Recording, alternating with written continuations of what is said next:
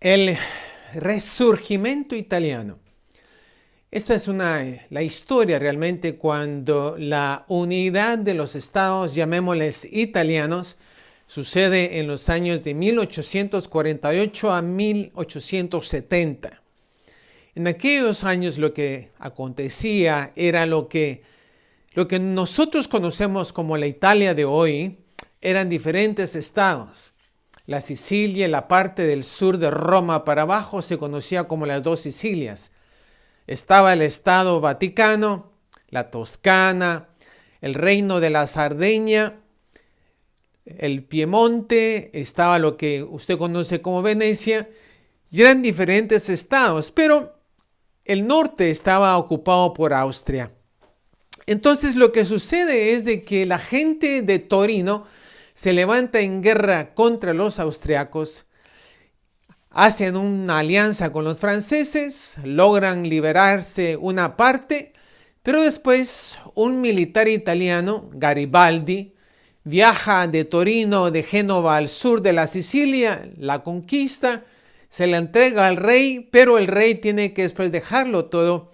Y durante estas guerras entre 1948 a 1870, en Italia se le conoce como el Resurgimiento de la unidad italiana. Y entonces desde 1870 al día de hoy se celebra una vez al año esta unificación. Pero resurgir es renacer, es reempezar, es despertarse, es colocarse. Y lamentablemente Italia, después de la Segunda Guerra Mundial, llegó a ser la octava economía mundial. Hoy en día parece ser que está como en el 27º lugar, pero yo creo que con lo que pasó aquí, en este año 2020-21, va a bajar su lugar. Porque otras economías no han tomado los pasos drásticos para dejar a la gente sin trabajo y sin desempleo. Ahora, la pregunta que yo me hago es, ¿cómo nace un resurgimiento de una nación? Usted conocerá historias populares, mitológicas, históricas, de personajes que los historiadores los han hecho famosos o se han dado a conocer. Por ejemplo, si usted va a Francia, encontrará personajes que dejaron buenos y malos recuerdos. Si usted va a la Gran Bretaña, cuando yo vivía allá, se decía que Winston Churchill fue el hombre del siglo XX. Pero en Italia, como son estados unificados, es muy difícil encontrar a un líder, a alguien que guía. Entonces, es un país dividido. ¿Y cómo podría resurgir? Una de las cosas que yo veo en Italia, los defectos que yo veo, es que la moralidad del país realmente está muy debajo de sus niveles apropiados para que pudiera desarrollarse como una potencia. La KGB rusa, fíjense ustedes, invertía dinero para desmoralizar a una nación enemiga. Por ejemplo, yo he escuchado a ex espías de la KGB y ellos cuentan que los recursos económicos se utilizaban para quitarle la moralidad a un país, porque si usted le quita la moralidad a un país ya no tiene principios, ya no tiene valores. Yo cuando veo una película con mi hija, generalmente son hechas en el mundo europeo norteamericano, y se nota cómo a los hijos le faltan el respeto a los padres y les contestan de una manera grosera, abusiva, en la televisión, en el cine. Honrar padre y madre es un principio que si no se respeta la moralidad de la casa, que ahí es donde empieza una nación, se viene abajo. Vea usted a los Estados Unidos, por ejemplo, hoy en día es una nación sin moralidad, como el Canadá.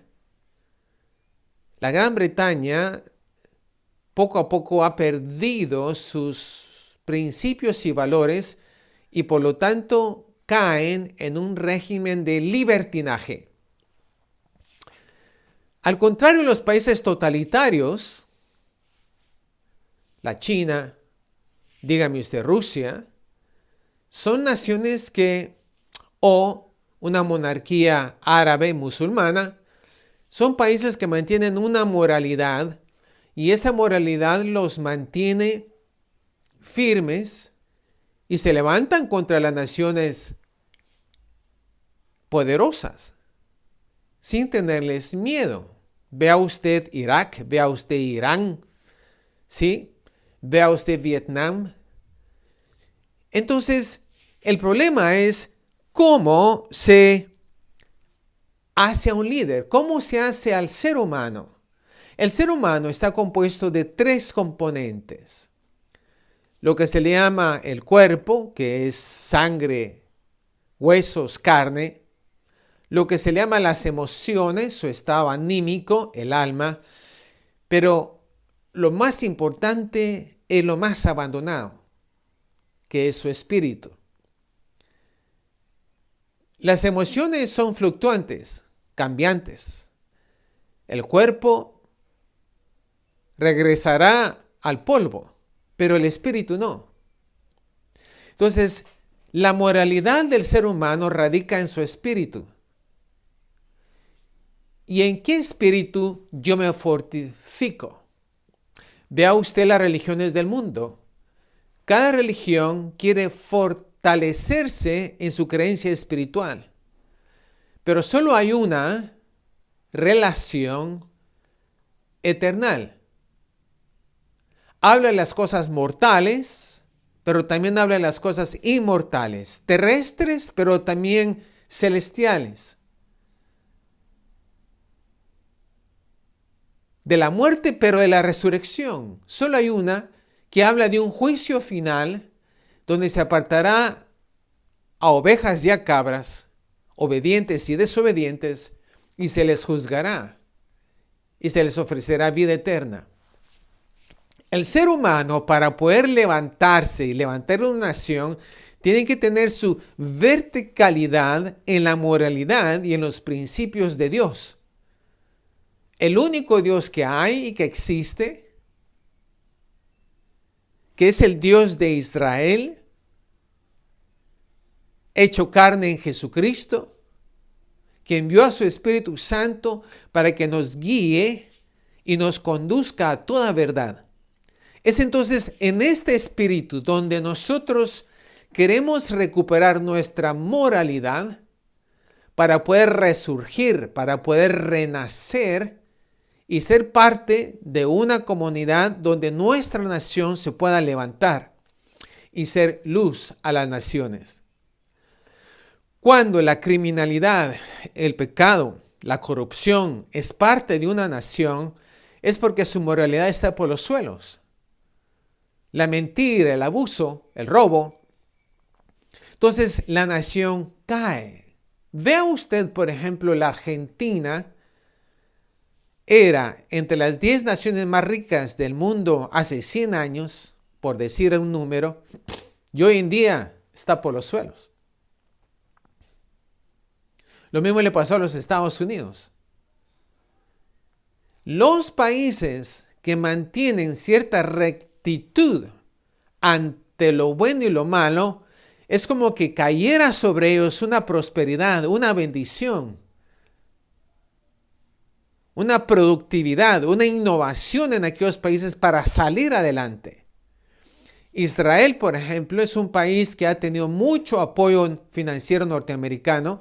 Han logrado utilizar sus bienes como hacer agua del mar, fíjese usted, agua bebible del agua del mar. Entonces se levanta, se hace grande, se levanta.